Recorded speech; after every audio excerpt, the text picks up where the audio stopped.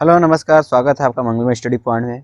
आज एक हम नई भर्ती के बारे में बात करेंगे जो कि एनआईटी कुरुक्षेत्र हरियाणा से निकल कर आ रही है, जो कि नॉन टीचिंग पोस्ट के लिए यह भर्ती है। और आपको बता देते हैं कि इसमें junior assistant, senior assistant, technician या फिर सिविल इंजीनियरिंग का पोस्ट है।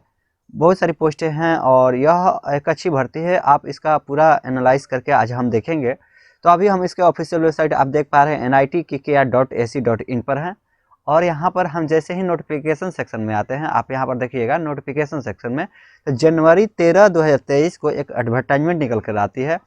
एडवर्टाइजमेंट नंबर आपको 3/2023 for the requirement of non teaching post.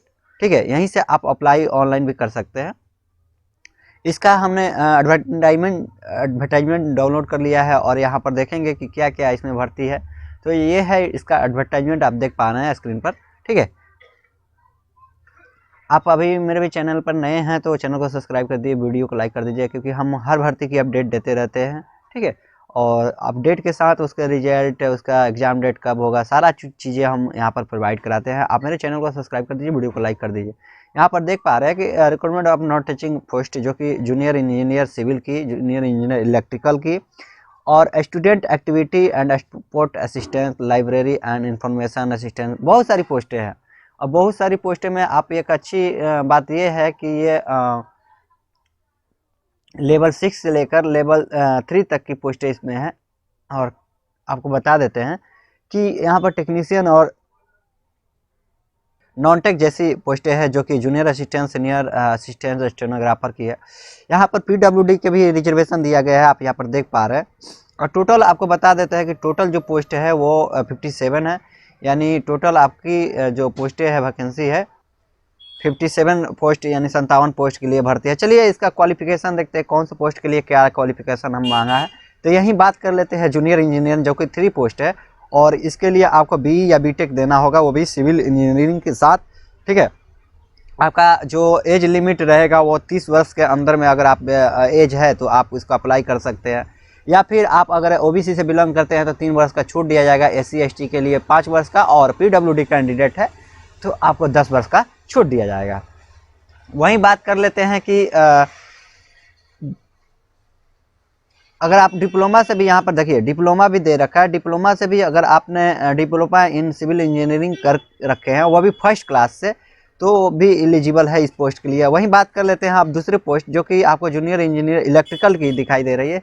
यहाँ पर भी बी बीटेक मांगा है, और उसका अगर आपका बी बीटेक नहीं है इलेक्ट्रिकल से, तो आप डिप्लोमा इन इलेक्ट्रिकल दे सकते हैं, और वही फर्स्ट क्लास के साथ। ठीक है, अब हम बात करते हैं उम्र का जो क्राइटेरिया है, वो आपको 30 वर्ष है, और अगर एससी एसटी से बिलोंग करते हैं 5 वर्ष, ओबीसी 3 वर्ष का छूट दिया जाएगा, पीडब्ल्यूडी 10 वर्ष का छूट दिया जाता है।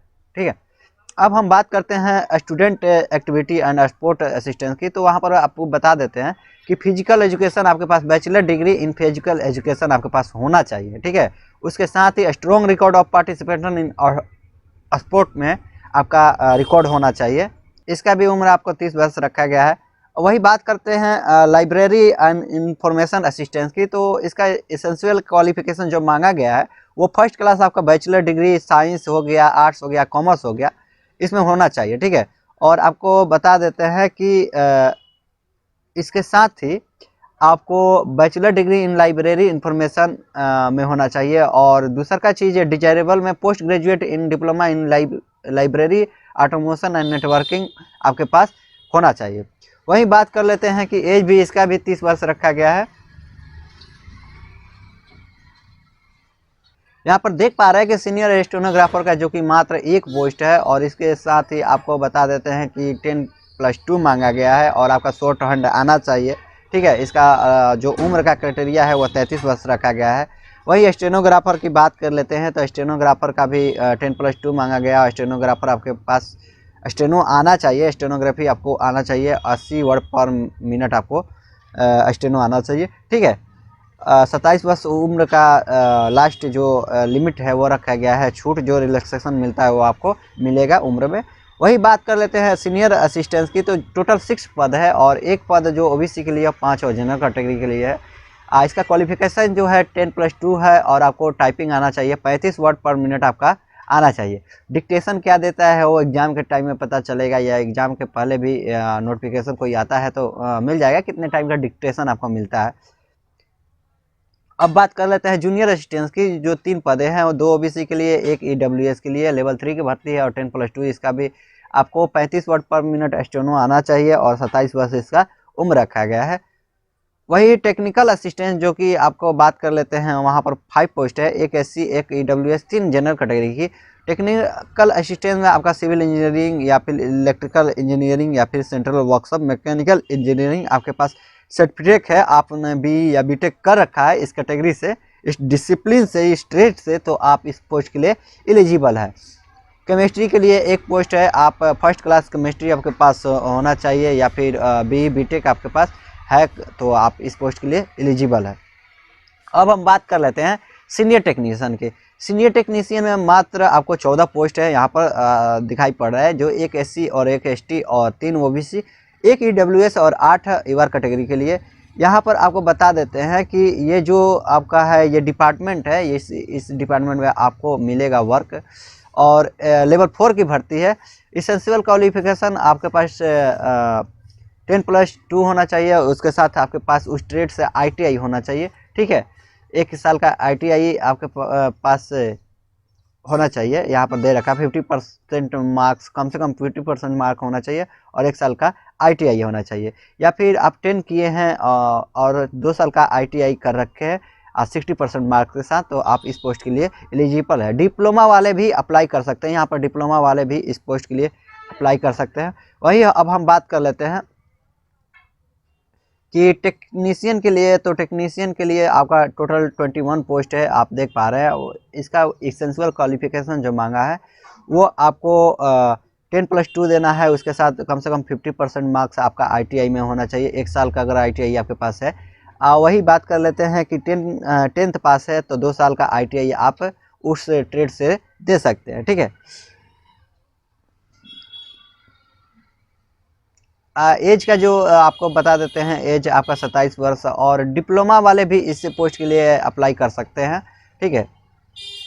तो देर ना कीजिए, अप्लाई कर दीजिए। और इसका देख लेते हैं एप्लीकेशन फ़ी कितना लग रहा है, और अप्लाई का आपने हमको नहीं देखे कि कहाँ से अप्लाई होगा, तो एक बार और दिखा देंगे आपको। तब तक आप मेरा चैनल सब्सक्राइब कर दीजिए, वीडियो को लाइक कर दीजिए, ठीक है। ये जो अप्लाई का, ये यहाँ पर देख पा रहे हैं अप्लाई का, ये आपको वेबसाइट दिख रहा है www.nitk.ac.in। यहाँ 13 तारीख यानी 13 जनवरी से 28 फरवरी तक, यानी फरवरी के महीने के लास्ट तक आपका अप्लाई होगा। जल्दी से आप अप्लाई कर सकते हैं। अगर आपको लिंक नहीं मिला तो डिस्क्रिप्शन बॉक्स में लिंक है, वहाँ से अभी आप अप्लाई कर सकते हैं।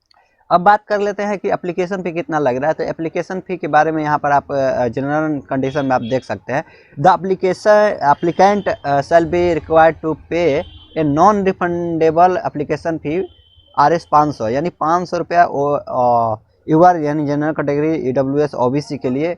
SC ST और PWD के लिए बात कर ले तो वहाँ पर फ़ी माफ़ रखा है, यानी PWD और SC ST 1 भी रुपया नहीं लगेगा। अगर आप जनरल कैटेगरी से बिलोंग करते हैं, ओबीसी ईडब्ल्यूएस से, तो 500 रुपये आपके रहेंगे। तो जल्दी से अप्लाई कर दीजिए। तब तक के लिए धन्यवाद, मिलते हैं अगले वीडियो में। एक चीज़ और आपको बता देता है जाते जाते, मेरे चैनल को सब्सक्राइब करना मत भूलिए। चैनल को सब्सक्राइब कर दीजिए, वीडियो को लाइक कर दीजिए, और ये रहा है आपका जहाँ से आप अप्लाई कर सकते हैं, ठीक है। तो जल्दी से अप्लाई कर दीजिए। थैंक यू, धन्यवाद, मिलते हैं अगले वीडियो।